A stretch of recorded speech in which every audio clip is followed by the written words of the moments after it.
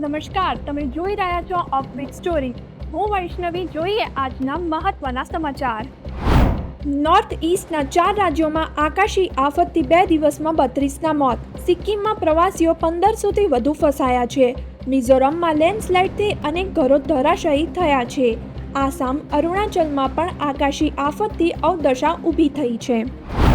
મુંબઈમાં monsoon break થતાં અટકી પડી વરસાદી સિસ્ટમ, જેથી ગુજરાતમાં ચોમાસું મોડું આવશે તેવી આગાહી હવામાન નિષ્ણાત પરેશ ગોસ્વામી દ્વારા કરવામાં આવી છે.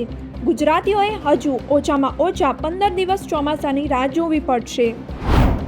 નશામાં ધૂત કાર ચાલકે નંબર પ્લેટ વિનાની ગાડી લઈ પૂરપાટ ઝડપે અમદાવાદના રાણીપ વિસ્તારમાં 5 લોકોને ઉડાવ્યા. લારી 2 વ્હીલરનો ભુક્કો બોલાવી પીધેલા પોલીસવાળાએ ઘરમાં ઘુસાડી ગાડી. નશાની હાલતમાં યુવરાજસિંહ વાઘેલા નામનો પોલીસકર્મી કાર ચલાવતો હોવાનો સ્થાનિક આક્ષેપ કરી રહ્યો છે. અકસ્માતને પગલે 3 થી 4 લોકો ઘાયલ થયા છે, જ્યારે એકને ગંભીર ઈજા પહોંચી છે. ભોપાલમાં પીએમ મોદીએ ફરી પાકિસ્તાનને ચેતવણી આપી છે. પીએમ મોદીએ કહ્યું કે ગોળી ચલાવશે તો ગોળાથી મળશે જવાબ. સરકારે આજથી કોમર્શિયલ ગેસ સિલિન્ડરમાં ભાવમાં ઘટાડો કરીને ખાણીપીણીનો ધંધો કરતા નાના વેપારીઓને મોટી રાહત આપી છે. 15 કિલોગ્રામમાં કોમર્શિયલ એલપીજી ગેસ સિલિન્ડરમાં ભાવમાં 24 રૂપિયાનો ઘટાડો કરવામાં આવ્યો છે. જોકે ઘરેલું ગેસ સિલિન્ડરના ભાવમાં કોઈ ઘટાડો કરાયો નથી. ઈપીએફઓ એટલે કે central government employees provident fund organisation આ મહિનાથી દેશભરમાં લાખો નોકરિયાત વર્ગને મોટી રાહત આપવા જઈ રહ્યા છે. મીડિયા રિપોર્ટ્સને માનીએ તો ઈપીએફઓ 3.0ના ડ્રાફ્ટ મુજબ કર્મચારીઓને ટૂંક સમયમાં એટીએમ અને યુપીઆઈમાંથી સીધા પીએફના પૈસા ઉપાડવાની સુવિધા આપવામાં આવશે.